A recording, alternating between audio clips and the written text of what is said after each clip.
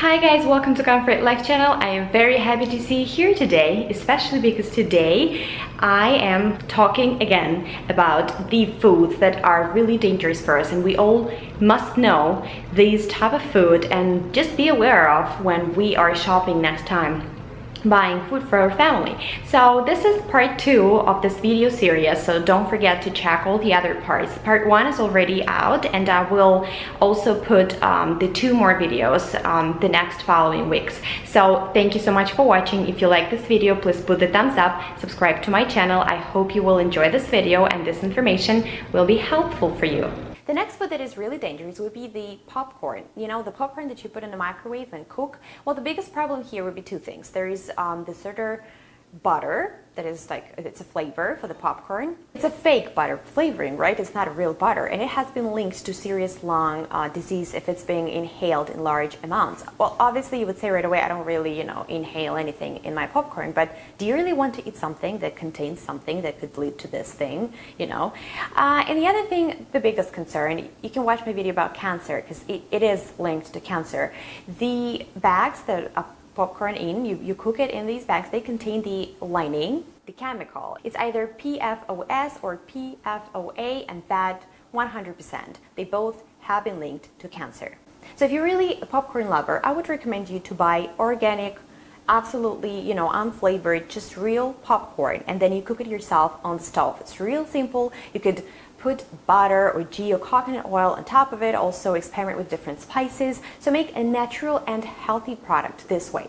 The next food, I would just say briefly here, would be the factory farmed meat. I mean, all those factory farmed things, they are affordable for many people. And if you just go in the store and see the price for, the grass-fed meat, if it's like some sort of cut, I mean, it's the price is outrageous again, and not many people can afford it. So that's why I say my family, we opt for turkey or chicken, and I really buy red meat rarely, because I don't really believe in great health benefits of it. But if you are a fan, because I'm not, you should never buy this type of meat because of the antibiotics that are being used in this meat, even allergy medications, painkillers, and believe it or not, even depression meds. This is not healthy. This is not a healthy choice. Chickens are often, they're being fed arsenic.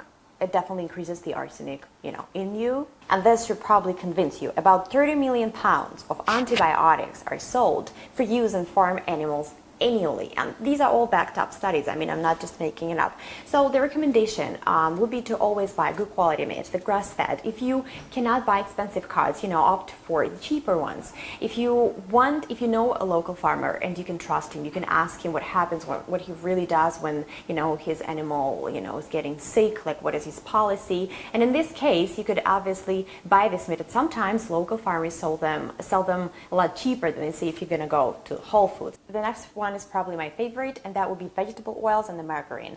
Well, margarine, this whole idea started a while ago when they thought that many heart attacks could be prevented if you stop eating butter because it is really heavy loaded with saturated fat. Well, on the contrary, the time passed, and America never saw the decreased amount of heart attacks. Actually, margarine alone is responsible for over 50,000 fatal heart attacks a year. Well, why margarine is not good? It is not a natural food. It contains trans fat, and don't even, make me continue, but everybody must know that trans fat will kill you, sooner or later. You never give it to your kids, you never give it to sick people, you never consume it yourself. You just stay away from any type of trans fat and margarine as well. So now back to the vegetable oils. Well, this canola oil is so popular and it's considered to be healthy, but it isn't. Is highly inflammatory and cannot be healthy by any stretch of imagination. They can lead to so many health problems, like high cholesterol levels, like weight gain, like liver problems,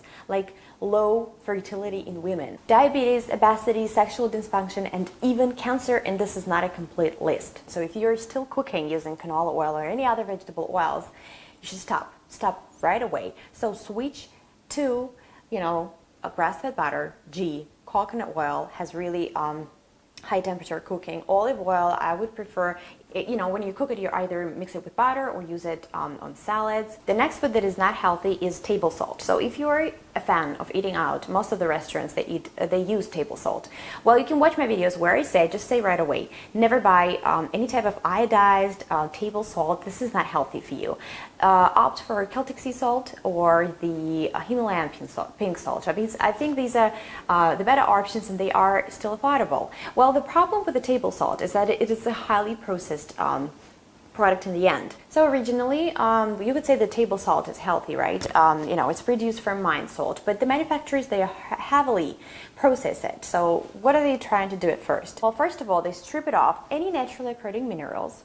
They are also adding different additives. They heat it to the temperatures about 1200 degrees. Because the naturally occurring iodide has been destroyed, they are adding iodine. But what are they adding? They are adding potassium iodide in potentially toxic amounts. The salt is then stabilized with dextrose, which makes it purple, and then the final product is bleached, and here you are eating it on your table, iodized, thinking that you're doing good for your health. So you're not, so we all have to stop eating table salt. The next food would be artificial sweeteners, but actually the name artificial already, makes a person be cautious about it. But unfortunately, many doctors, they still prescribe it to many patients, because they think it's better for, let's say, the patient suffering from diabetes, because these artificial sweeteners are low on glycemic index. But in reality, these sweeteners are so dangerous that you absolutely, by all means, need to stay away from them. They cause a great disturbance in your gut flora and actually were linked to diabetes. And according to the studies, the artificial sweeteners, they have been linked to brain tumors,